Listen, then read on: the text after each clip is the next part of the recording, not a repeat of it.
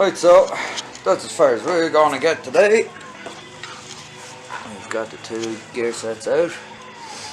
Synchros are a little meshed. They're not as bad as I was expecting them to be. They're a little bit worn out, but don't want to drop my cup up. Yeah, they're a little bit of wear on them. Not overly bad. We'll swap them out anyway. Change it. We've got in the actual box here. These 10mm have been all helicoiled, so there's a Time to get rid of them. yeah, don't really like that. Put all of this into that other shell.